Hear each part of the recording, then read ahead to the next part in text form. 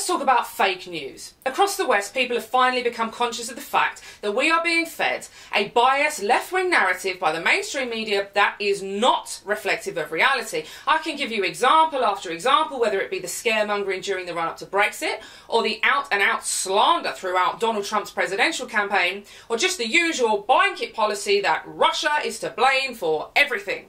At a time when we are living with daily reports of attacks and atrocities worldwide, we are having to fight for a truthful and honest account of what is really going on in the world.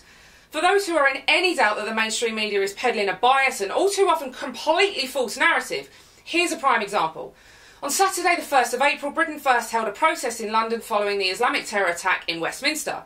The day before our protest, I was contacted by ITV, one of Britain's leading news outlets, for an interview. During the interview, I was asked questions like, why are you holding this march?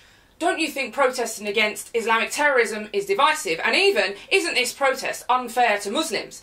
As I gave my answer to every question, I wondered how the left-wing biased ITV News could possibly air what I was saying. For the record, it wasn't anything radical, inappropriate or remotely false. But as you can imagine, I wasn't portraying Islam in a particularly favourable light. After I'd answered all of their questions with actual concrete reasons why Islam and Islamic scriptures are the fundamental and irrefutable cause of the London attack and many other attacks around the world, I was asked one last question. What makes a person British? Do they have to be white? Well, this was my answer. A British person is someone who lives in this country, loves this country, honours and respects this country, embraces our culture, our traditions. We are a Christian nation. If you come here and you respect it, you are welcome. That concluded the interview, and I left the studios convinced that they would refuse to air my replies, as they have done on several other occasions. Instead, they did this. One of the groups marching through London tomorrow is Britain First, an organisation often accused of hate speech. Its leader has defended the timing of this march. A British person is someone who lives in this country. Just take a moment to process that. The report was approximately 4 minutes long, and just before they cut to me, they said, its leader has defended the timing of this march. Then they shot to a clip of me talking about being British. What's that got to do with the timing of our march? That doesn't even make sense. But they just couldn't use the other answers I gave because they exposed Islam as a medieval backward ideology which incites violence and terror. Rather than allow someone to point a finger of blame at the world's most appeased ideology, they allowed their own report to make absolutely no sense. That is the level of desperation the mainstream media will stoop to before ever reporting the truth.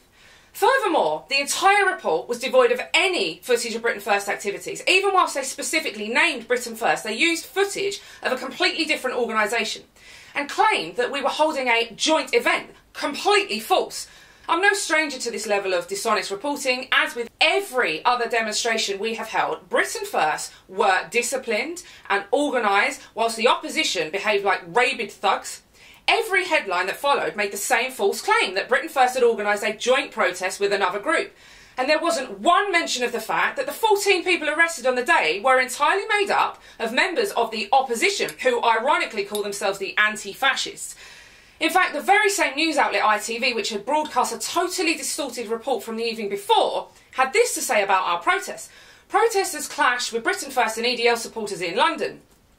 Which is quite remarkable, given that at the very moment the supposed clash took place, I was sitting inside a van filming riot police storm into a mob of UAF and Antifa thugs who were dragged off and arrested right in front of me. These are just a few examples of how the media will distort the truth to suit their agenda. For those of you yet to be red-pilled on this issue, take a closer look at what's being broadcast at you. Enlightenment is bittersweet. My name is Jayda Fransen. You can follow me on Facebook and Twitter. God bless.